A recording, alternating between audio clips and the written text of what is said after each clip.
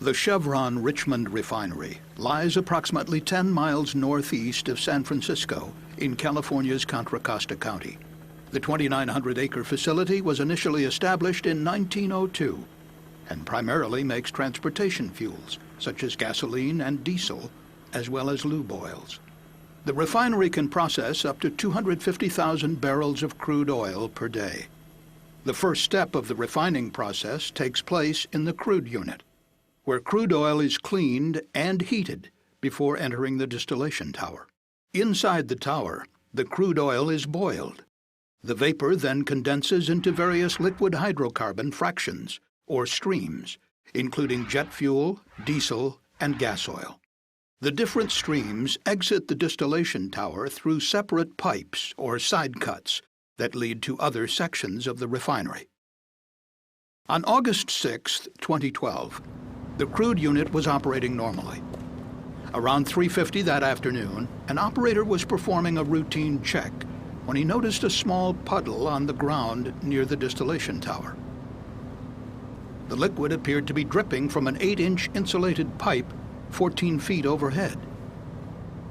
The leaking pipe was a section of the tower's number 4 side cut line, which operated at a temperature of 640 degrees Fahrenheit and contained light gas oil, a combustible liquid similar to diesel fuel.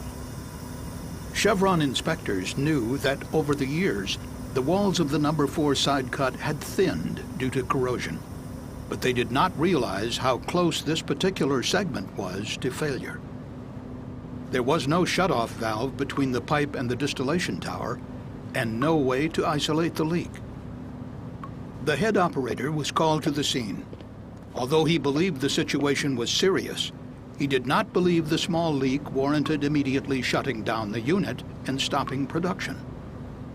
Following Chevron's standard practice for responding to hazardous leaks, refinery firefighters were sent to the scene. A number of managers, engineers, and technicians gathered there informally to assess the problem. The group discussed a recommendation from an operator to shut down the unit, but they decided to first try to pinpoint the leak by removing insulation from the pipe while the crude unit was still running. They hoped they could stop the leak with a temporary metal fitting known as a clamp. A Chevron firefighter tried using a pike pole to hook and pull away the insulation, but this poking action was deemed too dangerous because it was moving the pipe. The CSB later found that the tip of the pike likely caused a small puncture in the already thinned pipe. As the unit continued to operate, workers assembled scaffolding directly beneath the leaking pipe. 2 firefighters then used a hook to remove the insulation from the pipe. As they were working, hydrocarbon vapor began to flow out from underneath the insulation. The 2 firefighters backed away from the growing vapor cloud. As the hot vapor mixed with air, it ignited. That fire was quickly put out, and the 2 firefighters immediately climbed down off the scaffolding. But the exact location of the leak was still obscured by the remaining insulation and firefighting water. So the Chevron firefighters attempted to strip the insulation off the pipe with high-pressure water. But the leak suddenly worsened, and hot hydrocarbon liquid started to spray out of the pipe. A decision was finally made to begin an emergency shutdown of the crude unit, but it was too late. Suddenly, the pipe ripped open. A vapor cloud formed and rapidly expanded as the large inventory of hydrocarbons in the distillation tower started to vent through the ruptured pipe. The vapor cloud immediately spread over hundreds of feet, engulfing all 19 people who had gathered nearby. The firefighters and operators struggled to escape through the dense hydrocarbon cloud, unable to see. They had to feel their way out, some on their hands and knees. At approximately 6:30 p.m., 2 minutes after the huge vapor cloud formed, the hydrocarbons ignited. One firefighter was trapped inside a fire engine when it was suddenly engulfed in flames. He radioed for help. Mayday, mayday, mayday! This is phone 60. But when he received no response, he assumed everyone else was dead. To escape the inferno, he fled through what witnesses described as a wall of fire. Fortunately, all the workers would eventually flee to safety, and there were no fatalities. The towering white vapor cloud could be seen as far away as San Francisco on the unusually clear August day. After the ignition, a dense plume of black smoke formed and drifted away from the refinery. The fire continued burning for hours. Over the succeeding days, more than 15,000 people sought medical treatment at nearby hospitals for breathing problems and other symptoms. During its investigation, the CSB determined that the carbon steel pipe installed in 1976 had thinned to the point of failure from an effect known as sulfidation corrosion.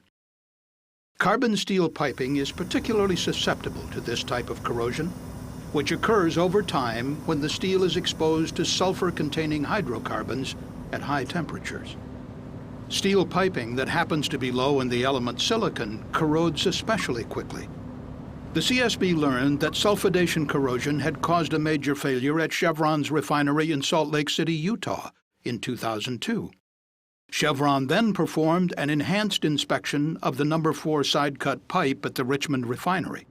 It revealed accelerated thinning in the piping section that would ultimately fail in 2012. Replacement was recommended, but this did not occur, and the section of piping was never inspected again.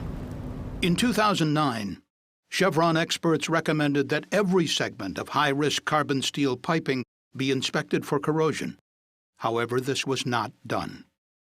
During a maintenance turnaround of the crude unit in 2011, Chevron inspectors examined some, but not all, locations along the No. 4 side cut and found significant thinning. Some sections were replaced, but managers decided that the line was thick enough to stay in service and that an overall replacement could wait up to 5 more years. According to CSB investigators, a key lesson is that each and every segment of the piping should have been inspected. Most importantly, the pipe should have been replaced much earlier with an inherently safer corrosion-resistant alloy. The CSB also concluded that had the crude unit been shut down when the leak was first noticed, the massive fire likely would not have occurred. The 19 workers would never have been endangered, and the community would have been protected.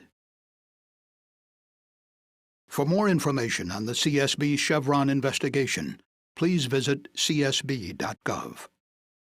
Ground monitor, we're going to supply from this hydrant. We got to supply that ground monitor with our 5-inch. Oh, okay. I see it. So you may want to add back in. We're going to back in. Go ahead, we'll jump out. All right.